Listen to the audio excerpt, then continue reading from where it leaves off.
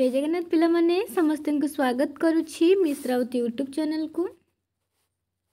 तो आशा करुछि समस्ते बहुत भलरे थिबो। सीपीटी 26 पाई मध्य भलरे प्रिपरेशन तुम माने जारी रखि थिबो। ठीक अछि काहे तुम माने समस्त जानि छो तुम मानकर एप्रिल मे आड़ को एग्जाम टी हे जाए हला।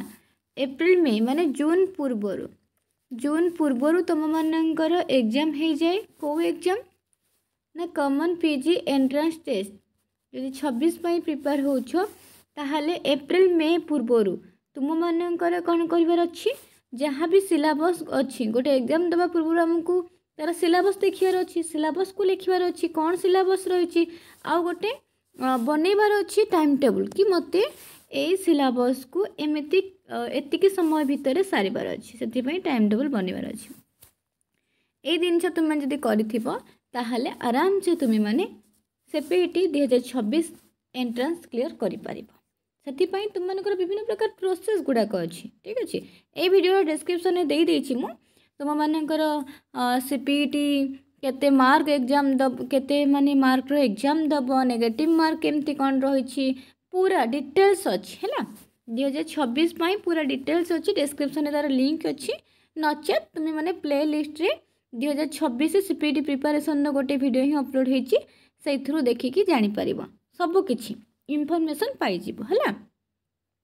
तो पूर्व तो आम क्लास करी आसीचे चर्चा गीतिका उपरे चर्चा गीतिकार रचना काल पर्यंत पढ़ी तो आज पिला माने चर्चा गीतिकार टिके भाषा देखीदबा यही गोटे दिटा आउ माने चर्चा गीतिका उपरे क्लास करिकी आमे माने नाथ साहित्य पढ़ा। ठीक अच्छे कहीं तुम मानकर आसिक नवेम्बर मास हो गला पिला माने नवेम्बर है डिसेम्बर जनवरी फेब्रुआरी मार्च एप्रिल आ केते हैला नवेम्बर तो एबे कंटिन्यू चलची तामाने डिसेम्बर जनवरी 1 2 3 4 5 5 मास तुम मान हाथ में अच्छी पिला माने 5 मास 5 मंथ तो आ भितर तुमको प्रिपेयर करवार अच्छी बहुत दिन अच्छी मुझे कहबी मो मतरे बहुत दिन अच्छी तो तुम्हें जदि चाहिए ताहले प्रिपेयर हो पार है। तो चर्चा गीतिकार भाषा पिला माने कौन आम से विषय टिके जानिबा। तुम्हें माने जदि पूर्व क्लास गुड़ाक न करिथिबो ताहले ए क्लास भी बुझी परिबो नाही किछि तो सेतिपई तुम मानक पूर्व क्लास मध्य करिवार अछि हला। पूर्व क्लास गुड़ाक जो पिला माने कंटिन्यू करिथिबो से माने ता परे जहा पढ़ा जाउची जानि परिबे। तुम्हें माने जदि एठो अधारु क्लास करिवो पूर्वरु कोन पढ़ाइतला कोन नाही तो किछि भी जानि परिबो नाही। सेतिपई बोधे 17टा क्लास ठीक अच्छे आज पर्यंत तुम मान सीपीटी 2026 मु 17टा क्लास कर सारी तुम यदि टोटाल उपर देख गोटे गोटे करके सबकि बुझीपार यहाँ तुम मानकर 18 नंबर क्लास। बंगीय साहित्य परिषद आनुकूल्य श्री हरप्रसाद शास्त्री द्वारा संगृहित चर्जागीतिकोश दोहाकोश और डाकावर्ण 1916 ख्रीष्टाब्दे प्रकाशित होइथिला। 1000 बछर पुराना बंगाला भाषीय बौद्ध गान और दोहा नाम देखिल यही जो आमर चर्जागीतिकोश दोहाकोश डाकावर्ण ये सब 1916 ख्रीष्टाब्दे प्रकाशित होइथिला। किए करथिले प्रकाश कहा द्वारा संगृहित होइथिला ना आमर हरप्रसाद शास्त्री। 1000 बछर पुराना बांगाला भाषाय बौद्धगान और दोहा नामरे यही ग्रंथरे मुखबंधरे मध्य एथिरे स्थानित प्राचीन साहित्यर भाषा प्रत्न बंगला बोली से मत देइथिले। तो ये से कौन मत देइथिले ना यही ग्रंथर जो मुखबंध रही एथिरे जो प्राचीन साहित्यर भाषा रही एटा को से प्रत्न बंगला बोली कहिसंती हैला। ग्रंथटी लोकलोचन को आसीबा परे ओडिशा आसाम बिहार प्रभृति अंचलर विद्वान माने ए रचना गुड़िक मध्यरे संधान करी बसिले निज निज भाषार आदिम स्वरूप। जेउ जेउ जुक्ति बलरे बंगीय पंडितगण चर्जार भाषा को प्राचीन बंगाला बोली कहिले अबिकल सही जुक्ति को ग्रहण करी आमर ओडिया आसामी बिहारी आउ पंडितगण ये ओडिया आसामी बिहारी पंडितगण एहार भाषा को ओडिया आसामी भोजपुरी और मैथिली बोली मध्य प्रमाण कले। यही पॉइंट गुड़ाक टिके खाली नोट कर बेसी किसी ना अल्प टिके नोट कर। श्री हरप्रसाद शास्त्री मत को अनुसरण करी केतेक बंगीय पंडित एहाकु निर्वाचन में बंग भाषार संपद बोली ग्रहण करनेले। भाषा तत्वविद डॉक्टर सुनीत कुमार चटर्जी चर्यार भाषा सौरसेनी अपभ्रंश एवं अन्यान्य प्रांतीय भाषार प्रभाव अनुभव करिपारिथिले ही चर्यार भाषा प्राचीन बंगला बोली घोषणा करने को पछेई नथिले। स्वसंपादित हिस्ट्री ऑफ बेंगल ग्रंथरे से कहिचंती it is Bengali and not old Magadhi, old Maithili, old Bhojpuri और ओल्ड ओडिया। डॉक्टर सुकुमार सेन अनेक चर्चाकार अबंगाली थिबा कथा स्वीकार करथिले हैं। मूलतः चर्यार भाषा बंगला बोली प्रकाश करने को पछेई नाहांती। तो प्राय एठी जेहेतु हरप्रसाद शास्त्री होचंदी जने कौन बंगीय देशर तो सी बंगाली तो सहीठू जेहेतु सी से संग्रहित करिसेंती तो ये प्राय समस्ते कहते कौन ना बंगला। आम ये भाषा कथा पढ़ुचे चर्यार कौन बंगला बोली कहते एमती समस्ते तांकर मत को देइचंती हैला। अध्यापक जयकांत मिश्र विभिन्न प्रमाण बल प्रमाणित करिसेंती जे आविष्कृत एही गान गुड़िकर भाषा प्राचीन मैथिलीर अत्यंत निकटवर्ती, मात्र अन्यान्य प्रांतीय समालोचक भली एहा मैथिली आदि रूप व्यतीत अन्य किछि नुहे बोली से कही नाहंती, बरं सेगुड़िकु अपभ्रंशर रूप प्रकाश करे बोली से मत दियंती। द लैंग्वेज ऑफ द दोहा कोश ऑफ देश siddhas is a form of अपभ्रंश। एटा तांकर हिस्ट्री ऑफ मैथिली लिटरेचर रु कहा जाइछि। पंडित राउल संकृतायन प्रमुख हिंदी साहित्यर ऐतिहासिक गण चर्यार भाषा हिंदी आदिरूप बोली जुक्ति बाढ़। देख जी मैथिली से कहते मैथिली, किए बंगला कहते, किए हिंदी कहते, एमती बहुत गुड़िए रही है। किंतु हरप्रसाद शास्त्री बंगला बोली कहते है। आसामी भाषा ऐतिहासिक डॉक्टर हेम बड़ुआ और गवेषक श्री डिम्बेश्वर नियोगी जुक्ति बल चर्या को आसामी भाषार अधिक निकटवर्ती बोली प्रमाण करिसेंती। श्री शशिभूषण राय पंडित विनायक मिश्र ओडिया भाषार ऐतिहासिक इतिहास पुस्तकर मुखबंधरे कहती भाषागत आलोचनारू बोधगान और दोहा ग्रंथ खंडिक ओडिया भाषा रचित बोली अनायासरे प्रमाणित हेब। डॉक्टर करुणाकर आश्चर्य चर्चा ग्रंथरे कहिसेंती एही ग्रंथर भाषा ओडिया थिला एवं तहिर लेखक सिद्धाचार्य माने मध्य ओडिया थिले। देख समस्ते तांको मत देइचंती, किए कहउचंती बंगला, किए कहउचंती आसामी, किए कहउचंती मैथिली, किए कहउचंती ओडिया। एही गुडाक तुमको टिके मन रखियर अछि। तांको ना लिखिदब से कौन बोली कहले, तांको ना लिखिदब से कौन बोली कहले, ओडिया कहले कि इंग्राजी कहले कि मैथिली कहले, एही गुडाक टिके भल भाबरे मन रखिब हला। जेमती डॉक्टर बंशीधर महांती कौन कहउचंती ना ओडिया साहित्यर इतिहास। डॉक्टर बंशीधर महांती तांकर ओडिया साहित्यर इतिहास रे से कहउचंती बौद्ध गान दोहार भाषा ओडिया भाषार केतेक निकटवर्ती ताहा दर्शाइछंती। से कहंती एपरि कहा जाई पारे जे ओडिया भाषार प्राचीन स्वरूपर प्रथम परिप्रकाश घटिछि बौद्ध गान और दोहारे। जो भाषा तत्वविद और आलोचक माने भाषा संस्कृति इतिहास प्रभृति विभिन्न दृष्टि बौद्ध गान और दोहा को ओडिया भाषार प्राचीन स्वरूप बोली मने करती तहिरे जे यथेष्ट सत्यता रही यह कहवा बाहुल्य मात्र। तो यहाँ किए कहले पिला माने ना यहाँ आमर कहले बंशीधर महांती तो सी भी ओडिया बोली कहउचंती। देखिबा आउ किए कौन कहउचंती डॉक्टर नवीन कुमार साहू से कौन मत दउचंती ना से कहिसंती this was the parent stock from which modern Odia, Bengali, Maithili and Assamese develop in later times। तो ये मध्य से कहते यही भाषा गुड़ाक सबू किए कहते नवीन कुमार साहू बोली कहते। नवीन कुमार साहू कहते कि जो बौद्ध गान दोहार भाषा कौन ना बेंगली ओडिया मॉडर्न ओडिया बेंगली मैथिली आसामी एमती सबू सी तांकर मत गुड़ाक दौरान। यही समस्त तांकर मत गुड़ाक देले तो तुमे माने मध्य एटा को टिके पढ़ीदेव जापर है। विभिन्न दृष्टिकोण डॉक्टर साहू सहित एकमत होगाकू पड़े कहीं ना चर्यार संस्कृत टीकाकार मुनिदत्त यही भाषा को प्राकृत भाव उल्लेख कर। प्राकृत भाषा कौट जानी जो प्रकृतिर सृष्टि। अध्यापक बेंडेल साहेब हरप्रसाद शास्त्री पूर्वर देख जो बेंडेल साहेब जी अच्छा ये नोट कर हरप्रसाद शास्त्री पूर्वर 28 गोटी दोहा संबलित एक पुस्तक संपादन करी एगुड़िकर भाषा को अपभ्रंश भाषा अथवा बौद्ध प्राकृत बोली आख्या देथिले। किए देथिले ना बेंडेल साहेब। आपको मन रखियो पिला माने बेंडेल साहेब हैला।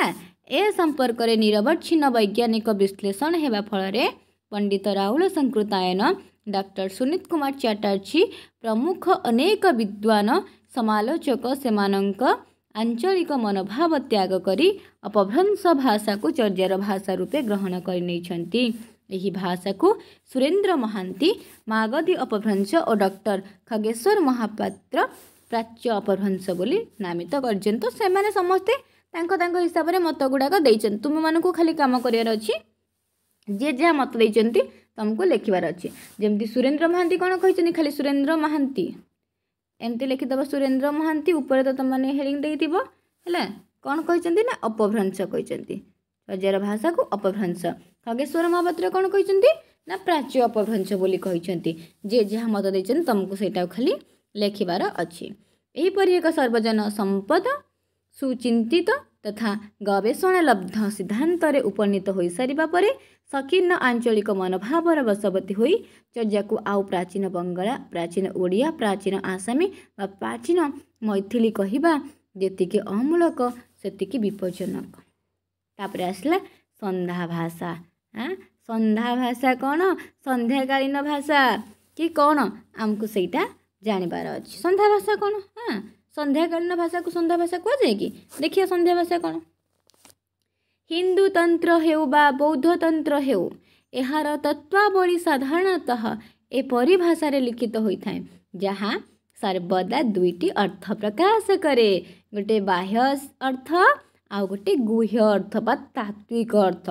जानिथिबो दीटा गोटे कथा तबे कहउथिबो तार किछि ना गोटे ऊपरे ऊपरे जणे बुझि दउथो आ तार भितरिया किछि गोटे अर्थ थिबो। ठीक अच्छे। तो ये संध्या भाषा हूँ संध्याकालीन भाषा जोड़ा को कह जाउची कि आर एटा दुई अर्थ प्रकाश करे दीटा अर्थ प्रकाश करे। गोटे अर्थ होची बाह्य गोटे अर्थ होची बाह्य। तुमको जेत भी जे पचारे संध्या भाषा कौन संध्या भाषा होची दुई अर्थ प्रकाश करुवा एक भाषा जो थी कि गोटे होची बाह्य अर्थ प्रकाश करे बा आविधानिक अर्थ प्रकाश करे अन्यटी होची गृह्य अर्थ प्रकाश करे बा तात्विक अर्थ प्रकाश करे। गोटे बाह्य आ गोटे गुह्य हैला। चर्या गीति और दोहातांत्रिक बौद्ध धर्मर साहित्य होइथिबारु एही धर्मर दार्शनिक तत्व मान एहीपरि द्वयार्थ शब्दावली रे पूर्ण माने दीटा अर्थ प्रकाश करुछि। एहा संध्या भाषा बा संध्या वचन नाम रे परिचित। चर्या गीति प्रयुक्त संस्कृत टीकार तात्विक अर्थ व्याख्या करने प्रसंग में केतेक स्थल संध्या भाषा बा संध्या वचनर उल्लेख रही। बौद्ध गान और दोहा पुस्तकस्थ सरहपाद दोहाकोश सहित संपूत टीकार मध्य संध्या भाषार उल्लेख देखा जाए। उभय टीकारे संध्या भाषार उल्लेख देखि महामहोपाध्याय हरप्रसाद शास्त्री बौद्ध गान और दोहार मुखबंधरे एहार संज्ञा निर्णय करिसेंती। आलो आधारी भाषा अर्थात आलो आंधारी भाषा बुझिपाछ ना जेटा कहतले अंधार आलो आंधारी भाषा अर्थात ए भाषा को गोधूलीर भाषा बोली कहिसेंती जहाँ आलोक परि प्रकाशित किंतु अंधकार परि गुप्त। ये से कौन कही हरप्रसाद शास्त्री ये मन रख आलो आंधारी भाषा माने जोटा को कह जाउची गोधूलीर भाषा होची आलो अंधारीर भाषा। संध्या भाषा कौन पिला माने संध्या भाषा कहले दुई अर्थ प्रकाश करुथिबा गोटे भाषा जो थी कि गोटे बाह्य अर्थ प्रकाश करे आ गोटे गुह्य अर्थ प्रकाश करे। हाँ जोटा को कि आमर हरप्रसाद शास्त्री कहते आलो आलुआ आ अंधार भाषा बुझिपार तो आलो अंधार भाषा अर्थात सेटा को कहा जाउछि गोधूलीर भाषा जो आलोक परिप्रकाशित माने आलोक प्रकाशित किंतु अंधकार परि गुप्त जहाँ आलोक परि माने जो कथाटा बा जहाँ कहूचे आलोक परि कौन प्रकाशित होउछि किंतु अंधकार परि सेटा गुप्त होइकी अछि दीटा अर्थ ना निज पितांकर एही संज्ञाटी को पंडित विनयोत्तोष भट्टाचार्य मध्य ग्रहण करिसेंती तांक मतरे एही महासिद्धगण रचना करिथिबा गीति गुड़िक एपरि एक भाषा रे लिखित होइथिला जहार गोटे प्रच्छन्न तात्विक अर्थ सर्वदा रहिथिला सर्वप्रथमे श्रीयुक्त पांचकड़ी बनार्जी एही मत को खंडन करी निजे एक नूतन मत प्रकाश कले जे संध्यार अर्थ सीमांत भूमि से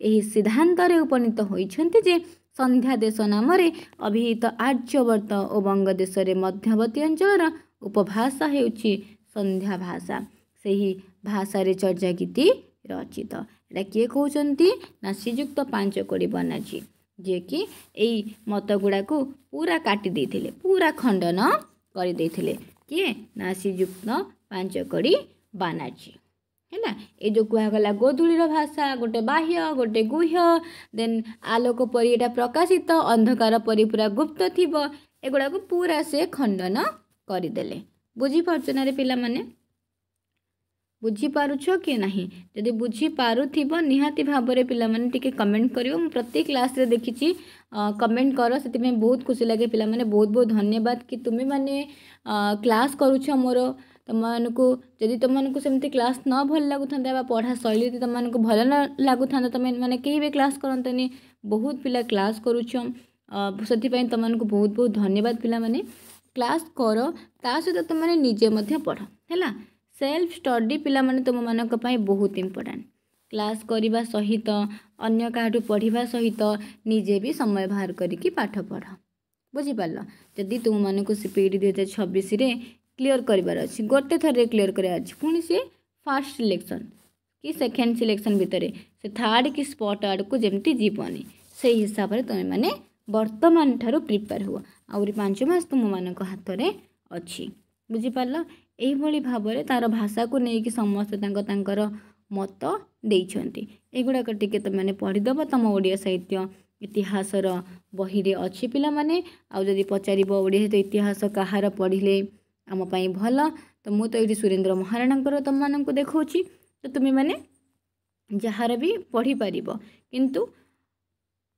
सबुले मन रखियो गोटे जिनस समस्ते समस्ते कौन आम समस्ते पूरा परफेक्ट नुहे समस्ते जे पूरा ठीक ठाक कहते ठीक ठाक लिखुं ता नुहे कहा कहार द्वारा मध्य भूल हो जाए तो आपको टिके ध्यान दब जार भी पढ़ुच ना 2-3 जन यदि पढ़िल सब कौन कहती आमको गोटे नाव रे कौन 2टा नाव रे पाद देले जहाँ हम पिला माने से गोटे नाव रे पाद दियो माने गोटे डंगारे ही तुम 2टांग पाद रख 2टा जदि डंगारे गोटे गोटे करी पाद रखिबा तो जहाँ हम तुम मैंने समस्त जानिछ से भली कहीं भी करनी फास्ट गोटे बही को पढ़ भल भाव में पढ़ बुझ कौन सी कहते से कौ टाइप कहते तापर आउ गोटे बही को पढ़ मुझे मना करूनी क्या बही तो पढ़ले सीना तुम जान सी कौन लिखिं कि ये कौन लिखिं न पढ़िले आ ताठू शुणिकी तुम मैंने कौन जान तुम पढ़ सब बही पढ़ आउ देख तुमको कौटा साटिस्फाई लगुच क्या लेखा पूरा परफेक्ट लगुच तो तांकरी बहीटी को भल भाव में तुम मैंने पढ़ ओके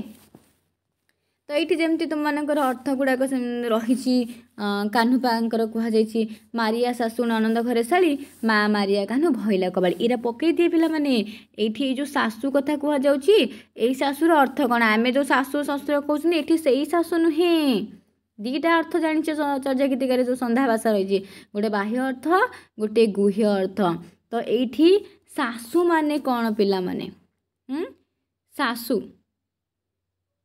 शाशु माने ये आम बुझा श्वास है शाशु माने श्वास क्या गोटे बाह्य अर्थ गोटे गुह्य अर्थ 2टा अर्थ आर अच्छी पिला माने आपको टिके भल भाव में पढ़ ये जो पॉइंट किछिटा अच्छी कान्हुपांकर सरहपा लुईपा से मानकर टिके टिके पढ़ीदेव है जमी कहुई मारिया शाशु ननंद घरे शाड़ी माँ मारिया कान्हू भइला कपाली। हाँ, यार बाह्य अर्थ बा आक्षरिक अर्थ होची घरे सासू ननद शाली और माँ को मारी कान्हू कपाली बा कपालिका हो गला। माने जब नॉर्मल तार बाह्य अर्थ को देखिया जहाँ कोई भी आम पचारिया आम भितर को जाई ना आम सीना शब्दर अर्थटा को बुझिले भितर को जीवा। नॉर्मली आम कहिबा सासू ननद शाली तो आम सब तो जानते ओभरऑल तार ऊपर अर्थ गुड़ा कौन हम माँ मारिया कान्हू भइला कपाली अर्थात सासू ननद शाली को मारी देकी है कान्हू कौन है ना कपाली कहीगला। बास कपाली कहीगला। किंतु तार भीतर अर्थ को आम जीवा तार गुह्य अर्थ को जदि आम जीवा तो ये कौन अच्छी ना संध्यार्थरे सासू अर्थ होची श्वास ननद और घरे शाली श्वास भावरे गृहीत ननद और घरे शाली श्वास भावरे गृहीत अर्थात तीन हे यथाक्रमे इड़ा पिंगला आउ सुषुम्ना नाड़ी। ये जो सासू ननद शाली तीन जन होचंदी कौन इड़ा पिंगला आउ सुषुम्ना नाड़ी। एटा होची तार की अर्थ गुह्या अर्थ ऊपरटा तो समस्त कहीदेवे यहाँ कौन बोली ना ये गछटे बोली बट से गछ भितर कौनटा अच्छी तार आउ कि अर्थ हो पार सहीटा को देखिबार अच्छी सहीटा तो होची चर्या गीतिका ना तारी भितर को पशियार अच्छी। सुषुम्ना को घरे शाली भाव में कुहाଯିबार तात्पर्य होची तीन नाड़ी मध्यरे एहा श्रेष्ठ माने सुषुम्ना को कहीं घरे शाली बोली कहिसंती ना ए तीन जन को तीनटा नाड़ी बोली कुहाउची जेहेतु तीनटा नाड़ी भितर किए तो गोटे श्रेष्ठ थिबो ना तीनटा नाड़ी भितर सुषुम्ना को ठीक अच्छे घरे शाली भाव में कुहाଯିबार तात्पर्य कौन ना यहाँ होची ये जो तीन नाड़ी अच्छी तांका मध्यरे श्रेष्ठ आउ दुई नाड़ी जो अच्छी किए इड़ा और पिंगला सी मध्य घर भितर रही कि भितर यहीटा हूँ श्रेष्ठ। यही तीन नाड़ी को नियंत्रणाधीन करें साधकर सिद्धि लाभ हुए। यही जो तीनटा नाड़ी अच्छी इड़ा पिंगला आउ सुषुम्ना सासू ननद आउ शाली ये जो कहुच्छी तीनटा नाड़ी से तीनटा नाड़ी को जदि नियंत्रणाधीन करें गोटे साधक तार सिद्धि लाभ कर कान्हू बा कान्हुपा यही तीन नाड़ी को निजर आयत को आनिले ये कान्हुपा कथा कहूँ कान्हुपा ये तीनटा नाड़ी को कौन कले ना निज आयतन को आनिले एवं शेष माँ रूपक माया को मारी दमन करी कपाली कहले। माँ माने ये माया बुझीपार माँ माने तुम्हें मैंने सब भाव माँ तो माँ माने बो क्या कहूँ ना जेजेमा को भी किए किए माँ डाकुव तो तारी अर्थ यहीटा है यहीटा तारी अर्थ नाई आम ये तार गुह्य अर्थ तार भितरिया अर्थ को देखिया पिला माने ताले माँ कहले आम माया को बुझेबा कौन प्रथमे कान्हुपा कौन कले ना इड़ा पिंगला सुषुम्ना ये जो तीनटा नाड़ी अच्छी से नाड़ी को नियंत्रणाधीन कले एवं सिद्धि लाभ कले ठीक अच्छे। ये तीनटा नाड़ी को से कौन कले ना निज आयत को नहीं आसिले तीन नाड़ी को आयत को आनी सारा पर पिला माने कौन कले ना शेष जो माया ये जो मायार अच्छी मोह माया आकु भी सी दमन कले एवं यही सबको से दमन कर सारा पर जाकि कपाली कहले मोह माया जदि आम भितर थी तो आम जिते चेष्टा कले भी किसी करिपारिबा नाही बुझिल। एमती सब अर्थ गुड़ाक अच्छी तार बाह्य अर्थ गुह्य अर्थ आकु टिके तुम्हें माने देख भल भाव है कहीं चर्या गीतिकार आउ सेमती किसी नाही एगुड़ाक टिके देखीदेला आसीज तुम मानकर हाँ रे पिला माने एरा टिके देखिबो एटा क्वेश्चन पकई दे गोटे थर पकईला एरा टिके देखिबो ना कौनटा कहूँ कहल देख ये जो भणई ये जो ई प्रत्यय गुड़ाक रही अंति प्रत्यय है ना चर्या गीतिकार एरा अच्छी बोली भी टिके देखिबो खाली टिके टिके नजर पकईदेव आउ किसी दरकार नहीं है टिके टिके नजर पकईदेव बास चर्या गीतिका तुम मानकर सरीज चर्या गीतिका सरीगला तापर आसीज नाथ साहित्य है तो ताने बुझीगल तुम मैंने ये जो 8 नंबर क्लास रे आमर चर्या गीतिका संपूर्ण रूप से सरला 8 नंबर क्लास रे आमर पिला माने चर्या गीतिका सरला आमे 19 नंबर जो क्लास टी करबा से आरंभ करबा नाथ साहित्य पढ़ा शैव साहित्य पढ़ा है एगुड़ाक सब पढ़ा ठीक अच्छे। यदि आज क्लास टी तुम मानक भल लगी गोटे लाइक करने सहित टिके निज सांग मानक शेयर करदे और भल भाव में मन रख आ मात्र 5 मास रोचे तुम मान हाथ में जमा भी टाइम वेस्ट कर ना। पाठ पढ़ारे पूरा मन देकी कौन कर ना जहाँ भी जमती पढ़ार अच्छी तुमको जो वे पढ़ार अच्छी पढ़।